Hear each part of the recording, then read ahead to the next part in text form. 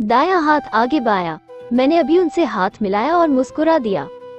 हम वॉक करते करते करीबन 1 किलोमीटर दूर आ गए तो मैडम ने चाय पीने के लिए कहा। टपरी वाली मस्त चाय पीकर मैडम ने शॉपिंग के लिए बोला और हम जुहू मार्केट आ गए। वहाँ मैडम ने कुछ बालियां खरीदी और खरीदते वक्त वो बार बार मुझसे पूछती कि ये कैसी है। मैंने भी पूरा इंटरेस्ट लेते हुए उन्हें एक बालियां उठा के दी जो उन पर बहुत जच रही थी। उन्हें पहन के तो मैडम खुश हो गई और मेरी पसंद की तारीफ करने लगी। मेरा मन किया कि मैं आशु के लिए भी एक बाली खरीदूं, पर मैडम से क्या कहूँगा ये सोच कर रह गया। कुछ दूर आकर मैडम ने मॉल जाने के लिए कहा और हम एक मॉल में घुसे। वहाँ एक शोरूम में मैडम ने मुझे एक बिजनेस सूट दिया और ट्राई करने को कहा। अब ये देखकर तो मेरी आंख फटी की फटी रह गई। I am sorry madam, I can't take this. क्यों? मैडम ने सवाल पूछा। Madam it's way too costly, I can't afford it, मैंने दबी हुई आवाज में कहा। Oh come on, it's a gift from a friend to another. No no no madam, I can't please, मैंने उन्हें मना करते हुए कहा, पर उन्होंने जबरदस्ती करते हुए कहा, इसका मतलब कि हम दोस्त नहीं हैं? जी मैंने ऐसा तो कुछ नहीं कहा। दोस्ती में जरूरी तो नहीं कि इतना महंगा गिफ्ट दिया जाए।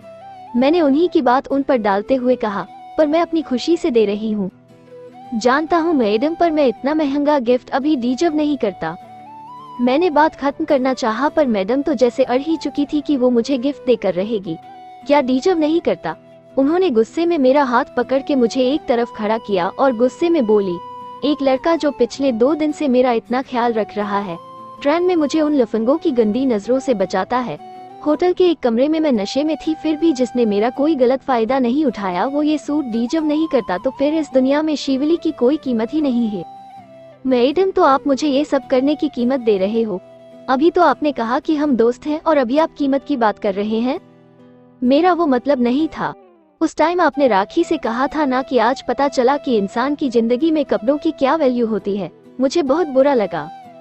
मैडम वो आगे बोलने के लिए मेरे पास शब्द नहीं थे। मैं बहुत ही गैरतमंद इंसान हूँ और उनसे ऐसा कोई भी तोहफा नहीं लेना चाहता था। शायद वो ये समझ गई थी, इसलिए वो बोली, अच्छा एक शर्ट तो ले लो। अब मुझे बुरा लग रहा था कि मैं भला कब तक उन्हें ऐसे मना करूँ। ठीक है, पर पैसे मैं दूंगा। अरे ये क्या बात हुई? ठीक है, पसंद मैं करूंगी, उन्होंने हंसते हुए कहा और मैंने भी और मना नहीं किया। फिर मैडम ने एक नेवी ब्लू कलर की एक शर्ट पसंद की जिसे मैंने उन्हें ट्राई करके दिखाया और पैसे मैंने दिए। शाम के 6 बजने लगे थे तो मैडम ने पाव भाजी खाने के लिए कहा। मैं इधर सोच रहा था कि आशु के लिए क्या खरीदूं। आखिर मुझे याद आया कि उसने एक बार मुझसे डायरी मांगी थी, तो पाव भाजी खाने के बाद मैंने एक डायरी ली। मैडम ने मुझे वो डायरी लेते देखा तो खुद को पूछने से रोक न पाई, आप शायरी करते हो क्या? अब मुझे कुछ तो जवाब देना ही था, सो मैंने हाँ में सर हिला दिया और ये सुन करते वो मुझसे और भी ज्यादा इम्प्रेस हो गई। तो एक शेर हमें भी सुनाए। मैडम की फरमाइश पर मुझे आशु की याद आ गई और फिर मुझे गुलाम अली जी का एक शेर याद आ गया। फासले ऐसे भी होंगे, ये कभी सोचा ना था।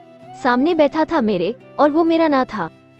ये सुनते ही मैडम एकदम से चुप हो गई। एक पल के लिए मेरे सामने आशु का चेहरा आकर ठहर गया।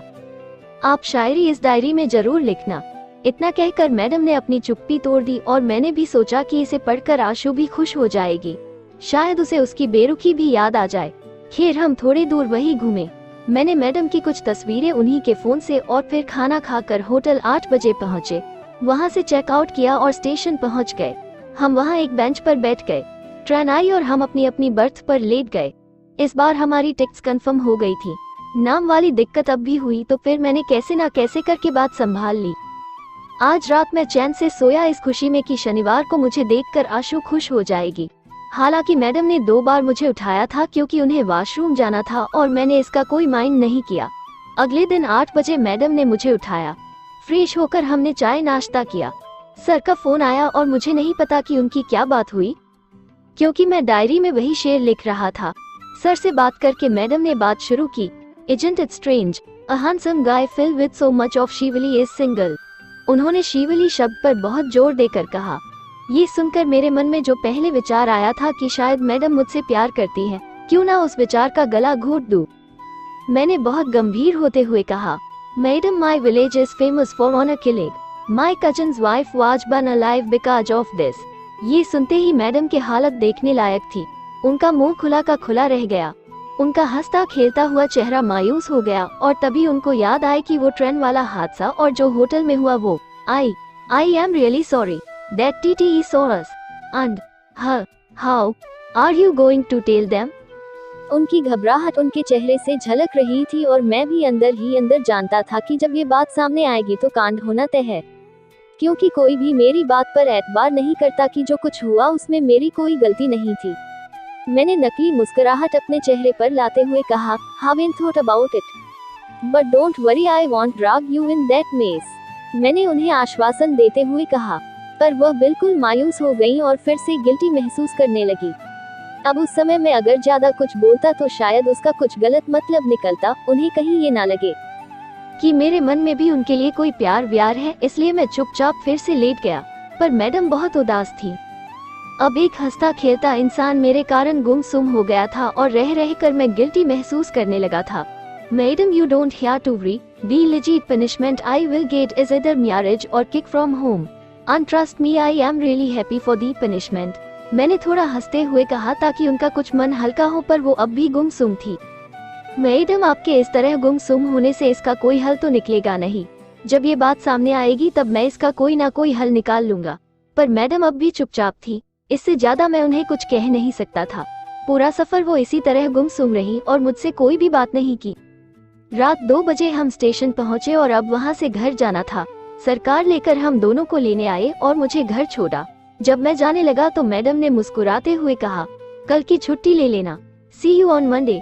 ये सुनकर मेरी लॉटरी निकल गई और मैंने उन्हें शुक्रिया मैडम कहा और ऊपर चला गया।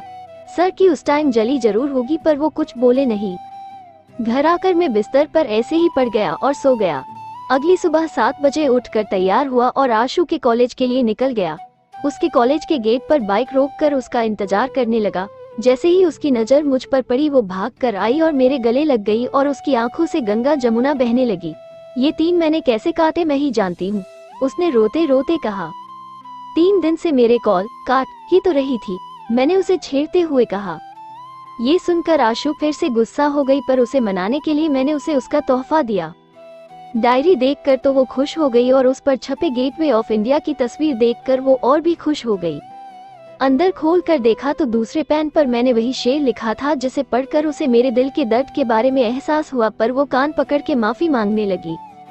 इतने में उसकी एक सहेली भी आ गई और मुझे देखते ही वो समझ गई कि मैं उसका बॉयफ्रेंड हूँ। हालांकि मैं ये नहीं चाहता था और उम्मीद कर रहा था कि आशु बोलेगी कि मैं उसका चाचा हूँ, पर आशु के कुछ कहने से पहले ही वो बोल पड़ी, ओह, तो ये ही है वो जिनकी वजह से तू इतने दिन गुमसुम थी। ये सुनकर वो शर्मा गई और मेरी बाजू पर अपना सर रख दिया।